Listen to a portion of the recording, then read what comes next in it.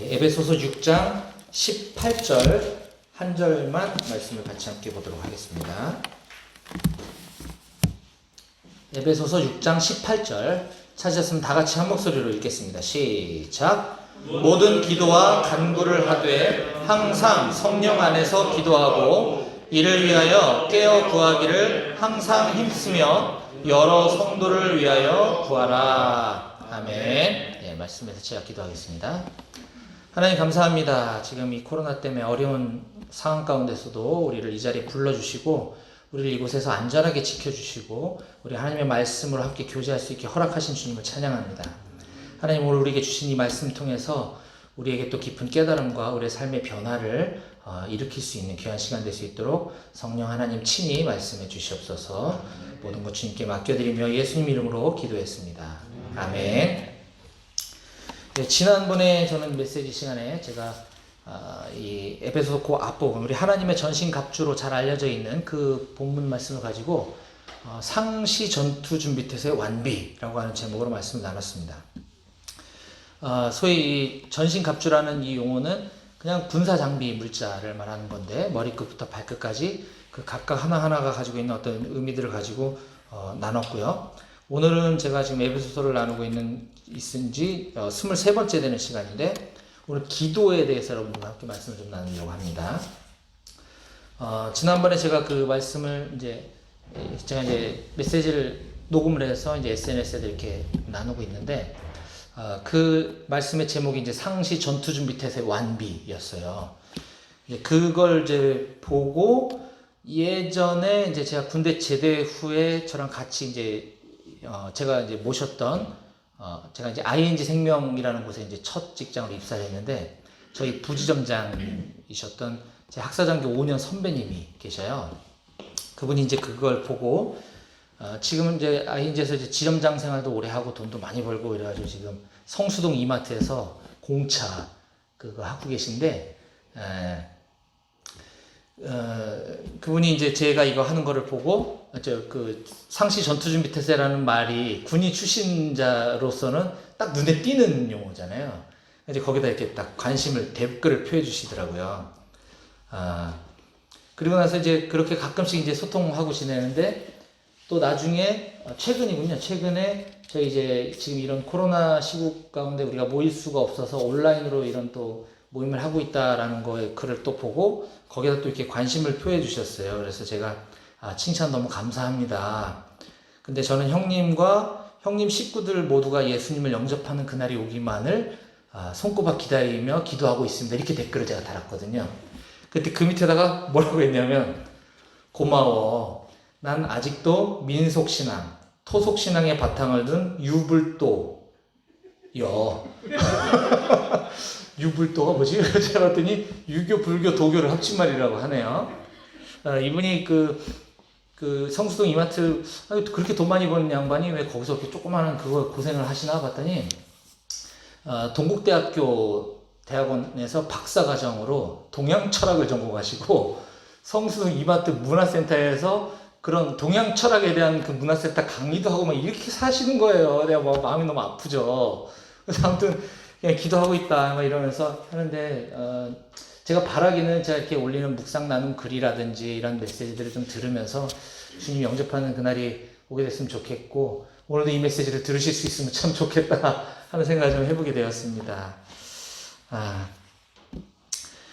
이처럼 전투 장비 물자 이거는 군 출신자들이라서 그런 것이 아니라 이 사도 바울이 지금 에베소서에서 그걸 비유로 들어가면서 공동체에 대해서 또 영적 전투에 대해서 지금 이야기하고 있는데 우리가 지난 시간에 나눴던 것처럼 이런 전투 장비들은 우리가 어떻게 노력을 해서 만들어내거나 하는 것이 아니라 그냥 복음 나와서 주어진 것이라는 겁니다. 군에서 지급한 것들이잖아요. 내가 어떻게 얻은 것이 아니라. 그래서 거기에 나와 있는 하나하나들이 진리의 허리띠. 진리가 뭐냐? 바로 예수 그리스도. 의의 호심경. 의의 보호장구죠. 의가 뭐냐? 하나님의 의. 하나님의 한 의가 나타났다. 바로 예수 그리스도라고 그랬습니다. 그 평안의 복음이 준비한 것으로 신을 신으라. 그 신발, 평화의 복음. 너무나 잘 아는 것처럼 우리가 예수 그리스도에 관한 기쁜 소식. 평안의 복음. 근데 믿음의 방패. 방패는 시편 곳곳에서 언급하고 있는 것처럼 우리의 여호와 하나님, 우리를 보호해 주시는 그 여호와 하나님을 말씀하고 있는 것이다 그랬습니다. 그래서 믿음의 방패라고 하는 것은 그 하나님을 믿는 그 믿음으로 영적 전투를 하는 것이다라고 얘기했고요. 또 구원의 투구, 우리가 구원의 확신, 승리의 확신으로 투구를 써야 된다.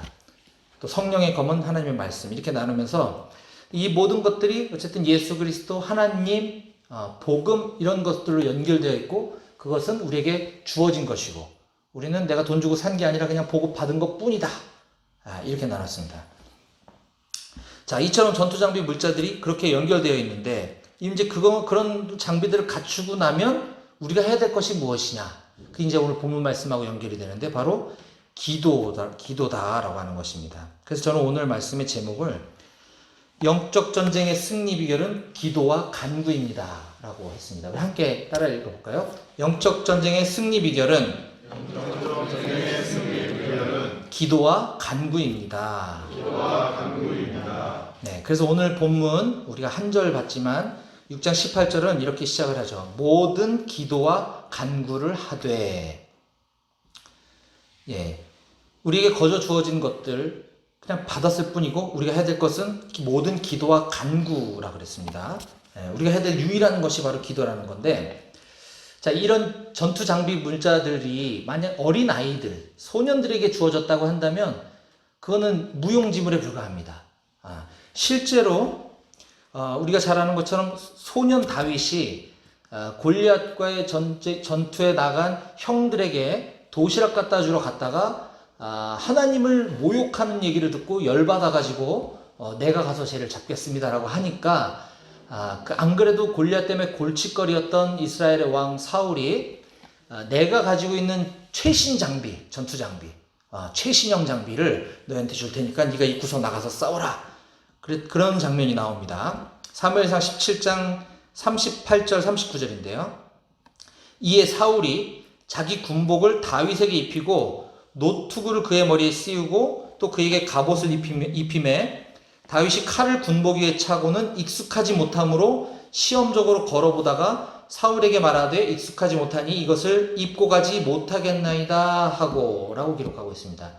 물론 하나님이 다른 방법을 통해서 다윗이 승리할 수 있도록 이끌어 주셨지만, 정상적인 상황 하에서 본다면 지금 다윗에게 주어진 그 장비 물자는 다윗에게 있어서는 크게 별로 도움이 되지 않는 것이었던 거죠.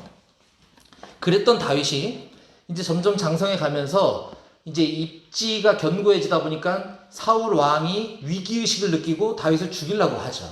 사울 왕으로부터 이제 쫓겨다니듯 신세가 되는 다윗이 어느 날 놉이라고 하는 지역에 도망갔다가 그곳에 있는 제사장인 아히멜렉을 만나서 내가 지금 무기가 필요한데 무기를 좀 줬으면 좋겠다 하니까 그 아히멜렉 제사장이 이렇게 얘기합니다. 옛날에 네가 쓰러뜨렸던 그 골리앗의 칼이 지금 나한테 있는데 이거라도 줄까? 그랬더니 다윗이 이렇게 이야기합니다. 사무엘상 21장 8절입니다. 다윗이 아히멜렉에게 이르되 여기 당신의 수중에 창이나 칼이 없나이까? 왕의 일이 급함으로 내가 내 칼과 무기를 가지지 못하였나이다 하니 제사장이 이르되, 아히멜렉이죠. 제사장이 이르되 네가 엘리 골짜기에서 죽인 블레셋 사람 골리앗의 칼이 보자기에 쌓여 에봇 뒤에 있으니 내가 그것을 가지려거든 가지라.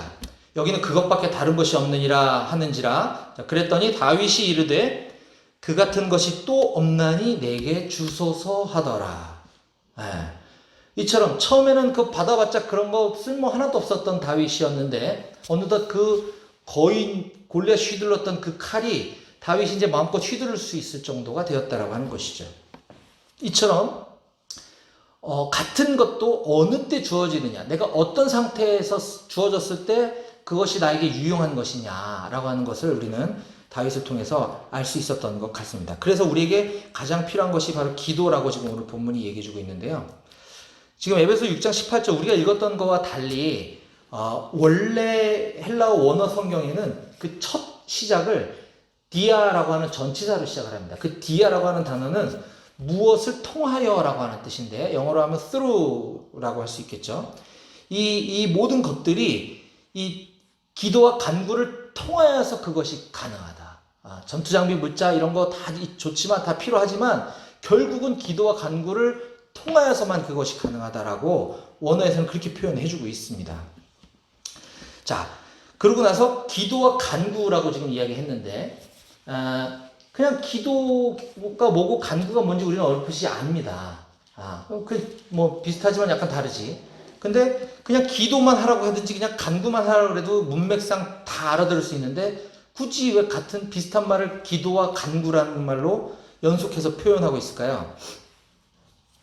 우리가 얼핏 보면 기도는 하나님을 높여드리는 거고 간구는 우리의 필요를 구하는 것도 필요하지. 이렇게 우리가 그냥 이해할 수도 있습니다. 기도는 하나님에 대한 부분, 간구는 나의 필요. 그러니까 이런 것도 해야 되는 건가 보다. 그런 얘기를 많이 들어왔으니까. 근데 그렇게 그냥 넘기기에는 여기에서 굳이 영적 전쟁에서 싸우는데 굳이 우리 먹을 거, 입을 거, 마실 걸 가지고 간구하라는 말이 여기 들 필요가 없다라는 거죠. 왜 기도와 간구를 구별해서 강조하고 있는가? 그걸 우리가 조금 더 들여다볼 필요가 있습니다. 먼저 기도라고 하는 단어의 이 의미는 제가 좀 전에 소개했던 것처럼 하나님의 하나님 되심을 인정하면서 우리가 예배의 마음으로 드리는 기도.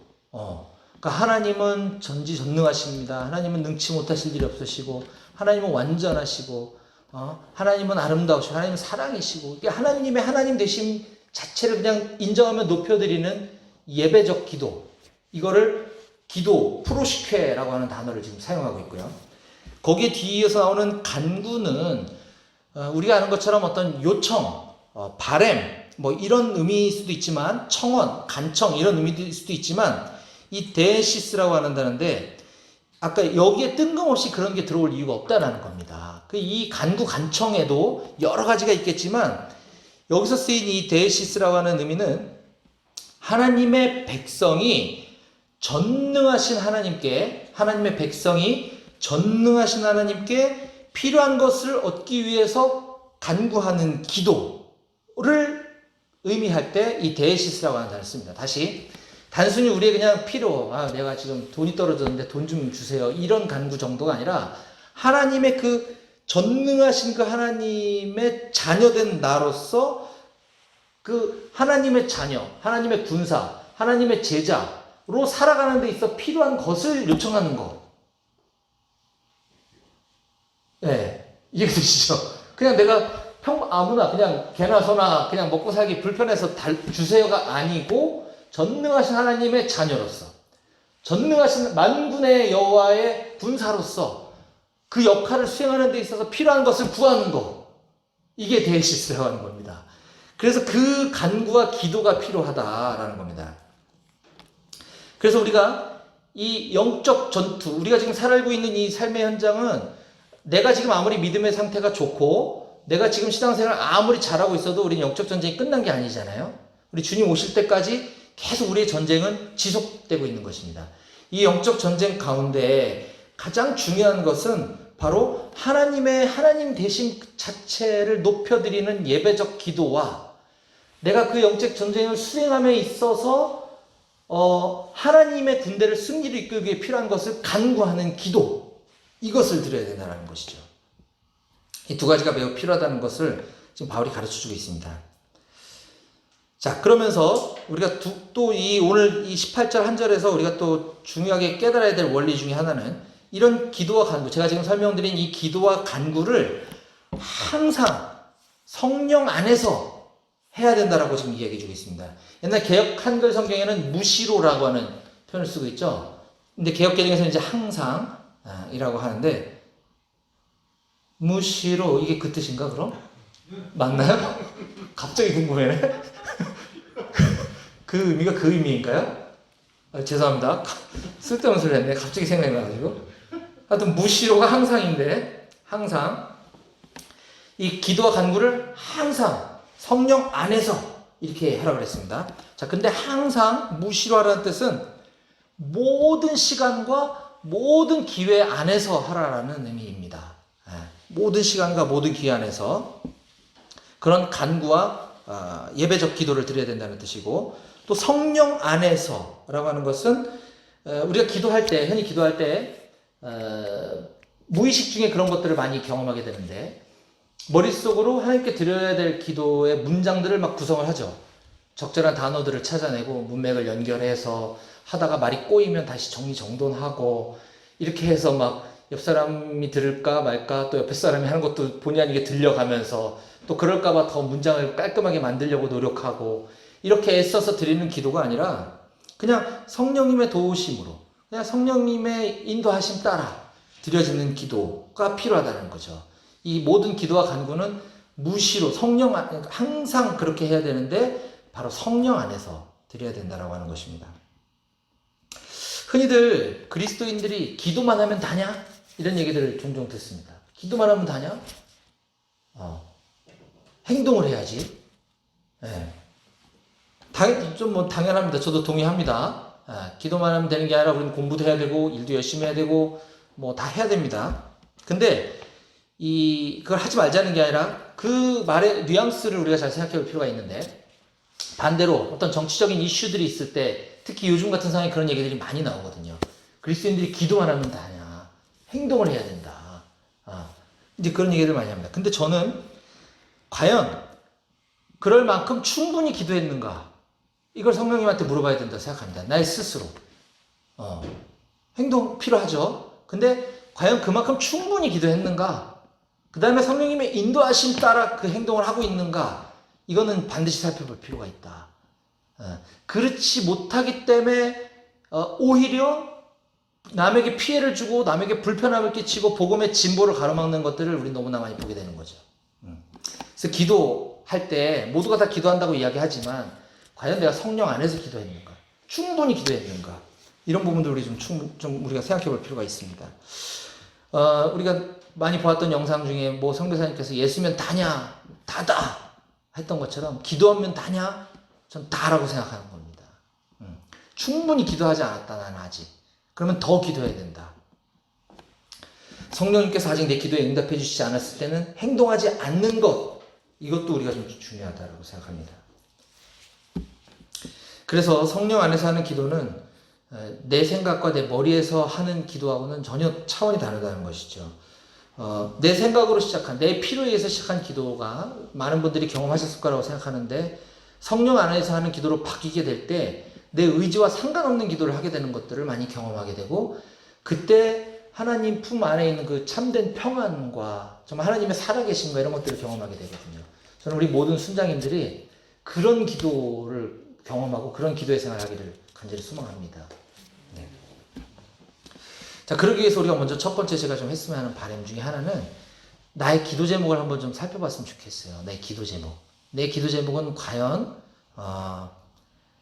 아까 우리가 영적 전쟁의 승리하기 위한 기도와 간구를 얘기했죠. 하나님의 하나님 되심을 인정하는 그 예배적 기도, 프로슈케가 나의 기도 제목으로 채워져 있는가? 나의 간구가 나의 먹을 거, 입을 거, 마실 거를 달라고 하는 기도 제목인가? 아니면 내가 순장으로서, 내가 직장 선교사로서, 내가 예수 그리스도의 제자로서 살아내기 위해 필요한 것들을 하나님께 간구하는 기도 제목들인가? 이런 것도 우리는 좀 살펴볼 때 하나씩 우리가 성령 안에서 기도하는 것들로 저는 바뀌어갈 거라 생각합니다. 마지막으로 제가 나누고 싶은 것은 우리 기도할 때 영적으로 깨어서 인내와 끈기로 해야 된다고 하는 것입니다. 영적으로 깨어서 인내와 끈기로. 오늘 18절 본문 한 절 봤는데 이 개역개정 성경의 번역에 보면 깨어서 구하라, 항상 힘써서 기도하라 라고 우리가 이해하기가 쉽습니다. 깨어 구하기를 항상 힘쓰며 라고 하는 이 구절이 있잖아요. 깨어 구하기를 항상 힘쓰며. 그래서 깨어 구하고 힘써서 구하라 이런 의미구나 이렇게 생각할 수 있는데 이게 사실 상당히 의역화되어 있어서 거기에는 좀 부족한 뉘앙스가 들어 있습니다. 뭐냐면 이 부분이 가장 좀 그나마 번역이 좀 더 정확하게 된 게 킹 제임스 버전인데 이 깨어 구하기를 항상 힘쓰며 라고 하는 이 부분을 킹 제임스에서는 모든 인내와 간구로 깨어 있으라 이렇게 번역합니다. 모든 인내와 간구로 깨어 있으라. 많이 다르죠? 깨어 구하라, 힘써라. 이게 아니라 모든 인내와 간구로 깨어 있으라. 이런 의미인 겁니다. 그래서 인내로 간구하라. 끈기 있게 간구하라. 그리고 영적으로 깨어 있어라. 이게 핵심인 겁니다. 예. 다시요. 영적으로 깨어 있고, 깨어서 구하고, 항상 힘써서 기도하고. 예, 이 의미가 아니라, 인내와 끈기라는 부분이 여기에 지금 뉘앙스에 빠져 있는 부분이거든요. 인내와 끈기로 구하고, 예, 성령 안에서 영적으로 깨어 있어야 된다라는 것이죠. 인내와 끈기. 자, 그러면 인내와 끈기가 지금 여기에 표현이 다소 미약하지만 먼저 영적으로 깨어 있으라는 부분을 좀 먼저 살펴보면 영적으로 깨어 있다라고 하는 의미는 경계하다, 주의를 기울이다라고 하는 뜻입니다. 경계하다, 주의를 기울이다. 근데 중요한 것은 이 단어의 시제가 현재 분사 능동태 명령으로 쓰였다는 거죠. 자, 영적으로 깨어 있으라는 것을 현재 분사 능동태로 그걸 명령하고 있다는 거예요. 즉 영적인 경각 상태를 의지적으로 능동적으로 계속 현재 진행 상태를 유지해야 된다라는 겁니다. 네, 그렇게 했으면 좋겠다가 아니라 영적으로 깨어 있는 것들이 우리가 때로 살아가다 보면 우리가 신앙생활하다 보면 기도하다 보면 때로는 오늘 기도 빨리 좀 되네 이럴 때도 있고 오늘은 기도가 잘 안 되네 이러면 안 된다는 거죠. 항상 현재 분사 능동적으로 그렇게 해야 된다는 겁니다. 또 우리 개역 성경에는 잘 표현되지 않은 인내와 끈기로 간구하라는 것. 인내와 끈기.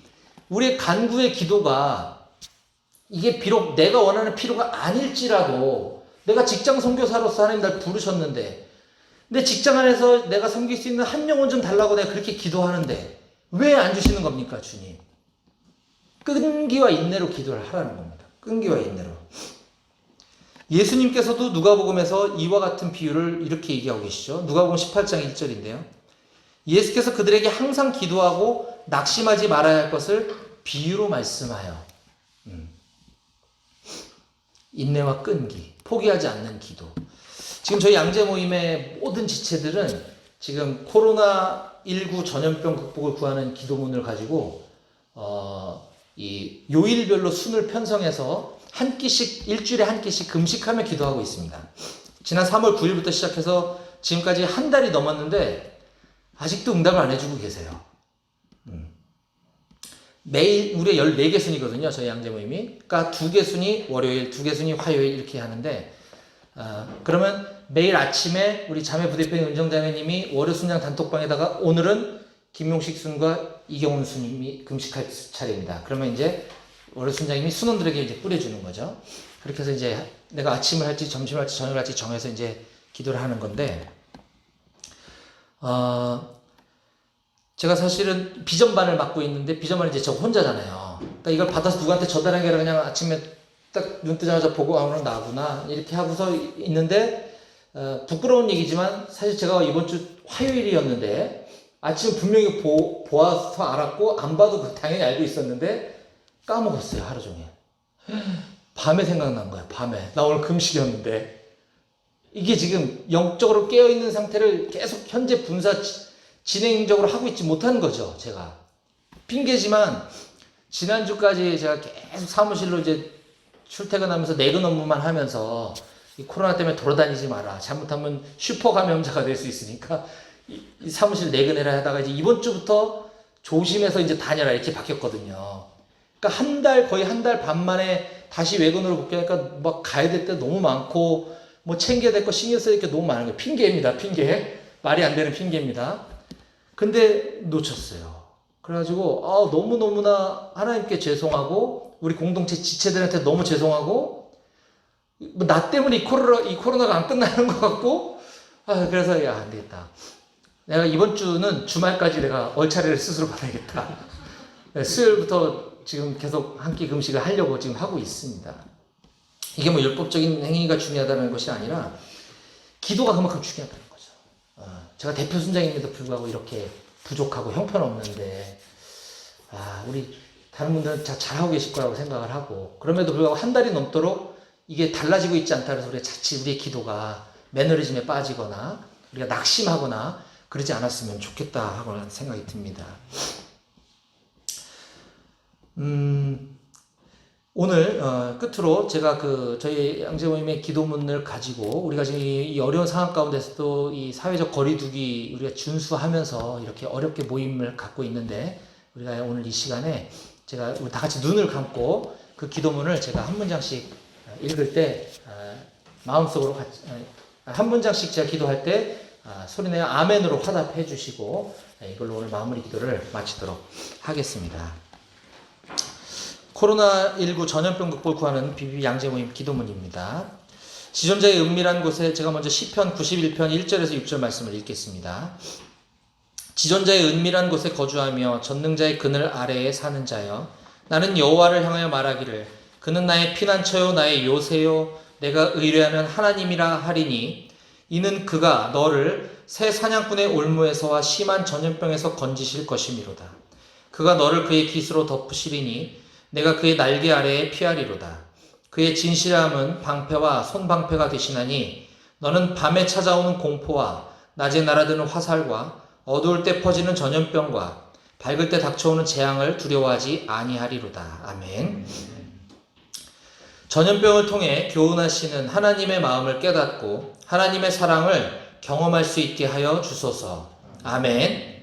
비록 함께 모일 수는 없지만 각 개인이 주님의 교회임을 깨달아 일상의 예배자로 살아가게 하소서. 아멘. 저희에게 BBB 공동체를 허락해 주셔서 함께 모일 수 있게 하심에 늘 감사드리고, 공동체와 모임을 더욱 사모하는 마음을 모두에게 부어주소서. 아멘. 그동안 모여서 배우고 익힌 제자의 삶을 이제는 각자 흩어진 삶의 자리에서 실제로 살아가게 하소서. 아멘. 소외되고 외로운 이웃들과 직장 동료들을 늘 사랑으로 섬기고 도와주며 복음을 전하고 말씀을 나누는 일터 선교사의 삶을 늘 살아가게 하소서. 아멘. 우리가 중보하며 동역 중인 여러 해외 선교사님들과 해외 주재원으로 근무 중인 BBB 동역자들을 통해 복음이 온 열방에 확산되고 그곳에서도 영적 승법 번식이 일어나게 하소서. 아멘. 각자가 섬기는 지역교회의 모든 공예배들이 하루빨리 완전히 회복되어져서 이전보다 더욱더 뜨거운 예배, 간절한 예배가 살아나게 하소서. 아멘. 신천지를 비롯한 이단 사이비 집단들을 괴멸하여 주시고 그곳에 미혹된 불쌍한 영혼들이 주님 품으로 돌아올 수 있게 하소서. 아멘.